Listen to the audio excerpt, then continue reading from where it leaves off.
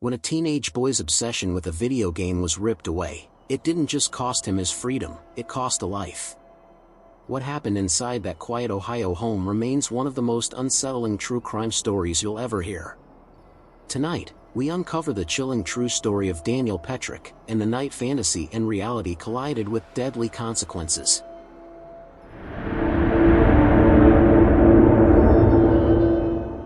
They say the most peaceful places often hide the darkest secrets. Wellington, Ohio, with its endless stretches of farmland and the quiet hum of a life lived simply, seemed like the last place a nightmare could take root. But sometimes evil grows in silence, nurtured by loneliness and anger, until it explodes into something unrecognizable. It started with something innocent. A boy confined to a hospital bed, bones weak from a devastating infection, muscles atrophied from disuse. Daniel Petric was once like any other kid, active, social, the kind of teenager who cracked jokes in youth group and stayed up late texting friends. But when a staph infection ravaged his body, leaving him immobilized for months on end, the world outside became a distant, unreachable dream. His parents, Mark and Susan, tried to comfort him. They brought him books, puzzles, anything to keep his mind occupied. But it wasn't enough. Day after day, Daniel lay trapped within four walls, his body a prison. And then he found an escape, one that promised excitement, victory, and most importantly, control. Halo. To Daniel, it wasn't just a video game. It was a universe he could command. A world where the strongest survived and the weak were left behind. In those endless hours, controller in hand, Daniel felt powerful again. Whole again. But like a river carving through stone, obsession wears down even the strongest of boundaries. And soon, Daniel's parents began to worry. "You need to put the game down, son," his father told him one evening, his voice steady but firm. "You're losing yourself." Daniel didn't answer. He just stared at the TV screen, as if Mark's words hadn't even registered. His character moved forward, guns blazing, while the real world dissolved around him. Mark and Susan had always been strict but fair. As devout Christians, they believed in discipline and structure. And when Halo 3 entered the house, a game Susan considered nothing more than a training manual for violence, they drew a line. The night Mark took the game away, locking it in the family safe, something broke inside Daniel. Maybe it had been breaking for a long time. Mark thought it was over, that a few days without the flashing lights and roaring gunfire would be enough to snap Daniel out of it.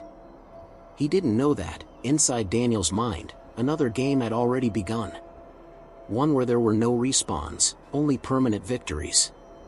Permanent deaths. The safe didn't just hold Halo 3. It held something else. Something far more deadly. Daniel knew it. Knew the exact moment when his father turned the key, swinging the heavy metal door closed with a grim finality. The handgun was inside. A 9mm Mark kept for home defense, just in case. Locked away along with the game. And Daniel had all the time in the world to think about it. Nobody noticed the shift in him, not really. To the outside world, he was still the preacher's kid, still recovering, still smiling with that boyish awkwardness that teenagers wear like armor. But underneath it all, something was festering. Something dark. Something that whispered to him when the house grew quiet at night. It was a Saturday evening when he made his move. Calm. Calculated. He waited until the house settled into that familiar nighttime rhythm, his mother folding laundry in the living room, his father thumbing through his worn Bible, the dog curled up at their feet. They trusted him. They had no reason not to. Maybe if they had looked a little closer, they would have seen the way his hands trembled, not from weakness, but from anticipation. The safe wasn't even locked properly. Mark had forgotten once or twice, trusting the sanctity of his own home. Daniel opened it without a sound, plucked the game case and the cold, heavy gun from their hiding place. One in each hand. He cradled them both as he made his way down the hallway, his socked feet silent against the hardwood floor. His parents barely looked up when he entered. It was just Daniel, after all. Their son. "I got a surprise for you," he said, smiling wide. Susan smiled back, a little confused. "What is it, honey?" "Close your eyes," Daniel urged. Susan closed her eyes first. Mark watched her, and then, slowly, he closed his eyes too. And that was when Daniel raised the gun. The first shot rang out like a thunderclap, tearing through the peaceful evening. Susan collapsed sideways. Mark's eyes flew open just in time to see his wife fall, and then the second shot slammed into him, a brutal punch that sent him sprawling to the ground.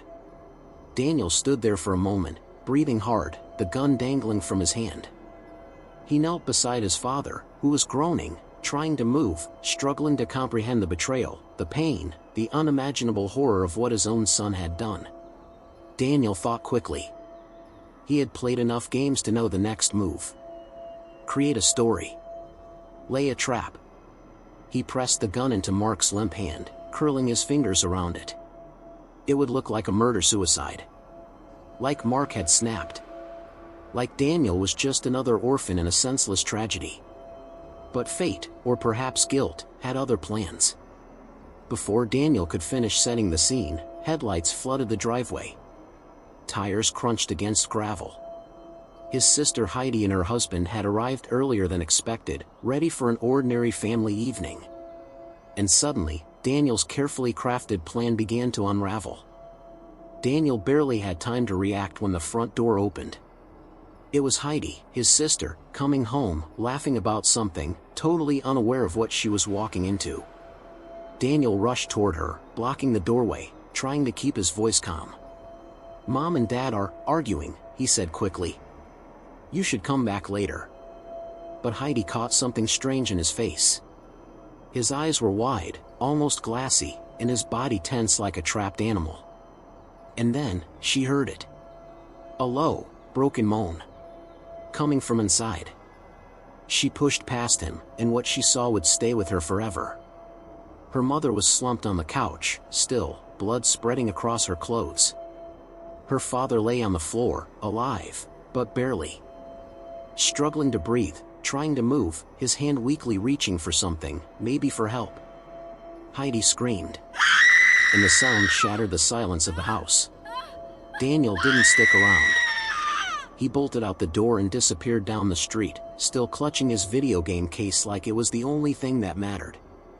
Police found him not long after, wandering aimlessly a few blocks away, barefoot and in shock. When they asked him why he did it, he didn't fight. He didn't even cry. "Because they took my game away," he said. Like it was simple.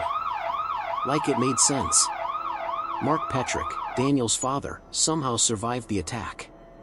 He spent weeks in the hospital, fighting through brain injuries, broken bones, and memories that would never fully come back.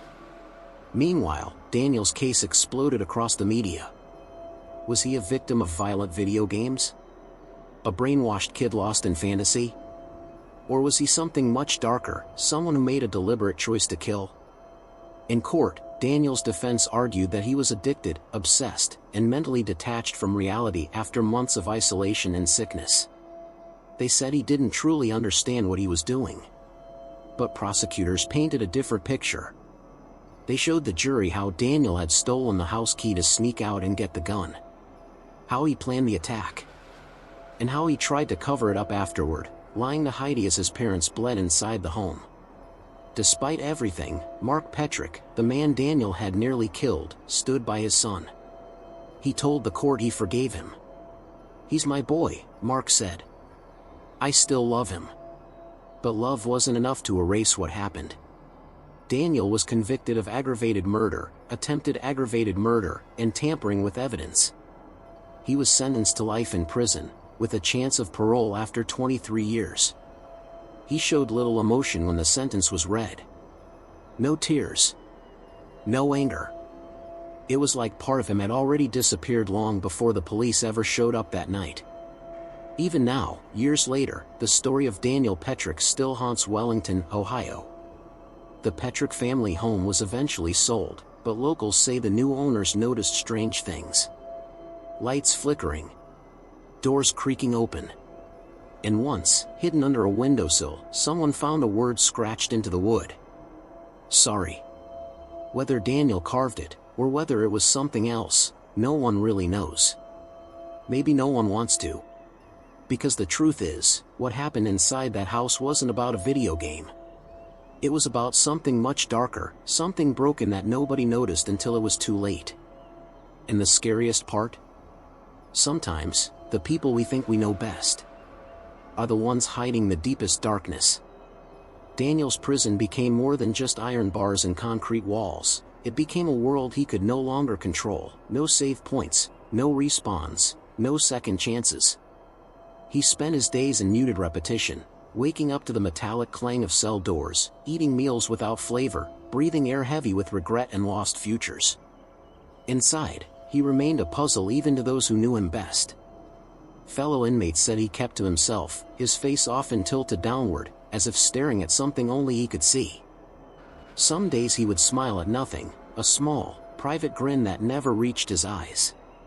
As if, in some corner of his mind, he was still holding a controller, still trapped in a world where consequences were temporary and death was just an obstacle to overcome. His father, Mark, visited when he could. He aged quickly after the shooting, his body broken, his faith tested. Every visit was a strange ritual, filled with forced smiles and long silences. Mark often wondered if the boy he loved had ever really come back from that infection, from that hospital bed, from the long, dark hours of isolation that had changed everything. As Daniel's parole eligibility slowly approaches, a grim question looms. What happens if, or when, he walks free? Every crime leaves behind echoes, and some never truly fade. Subscribe to join us as we explore more of the chilling stories hiding in the shadows.